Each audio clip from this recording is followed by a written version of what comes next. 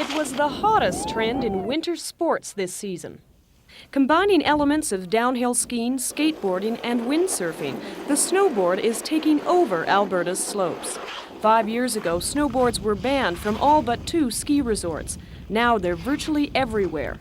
But according to some doctors, the number of injuries are growing as fast as the sport itself. Orthopedic surgeon Dr. Jerry Kiefer. Because there are far fewer snowboarders around, there are a greater proportion of significant injuries that require operative procedures to correct in terms of using plates and screws to fix a leg, and that therefore requires a second operation to remove that in a child. And so therefore the injuries are much more severe. Not everyone agrees. No, in my opinion, it's a safer sport than skiing. Ken Balmer took up the sport when his 2 teenage sons got involved.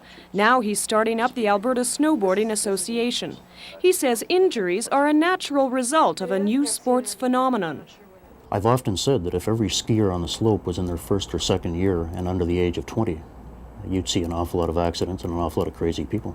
That's the situation of our sport. We are brand new and young. At the center of the controversy are snowboard bindings. Unlike ski bindings that release automatically in a fall, snowboards are securely fastened to both feet. In terms of the injuries we see, there has to be a better mechanism for protecting the kids and having better safety in the bindings.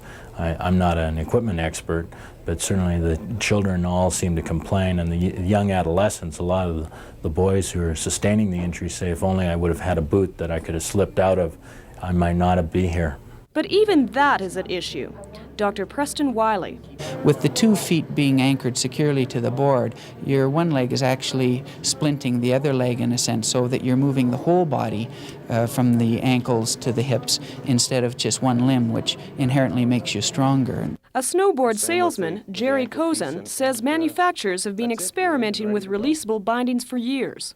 The big problem with it to this point is that they can't get both bindings to release simultaneously. If one binding were to release and the other to stay attached, and you were to fall with one foot attached, it would be a lot more serious injuries than are happening at the present time. Snowboarding is no passing fad, and until designs for releasable bindings are perfected, education is key to safety. Because most injuries happen to beginners, if you're planning to take up snowboarding, the experts say your best chance of avoiding injuries, as with skiing, is to take lessons from a qualified instructor. Mary Barrell, CBC News, Calgary.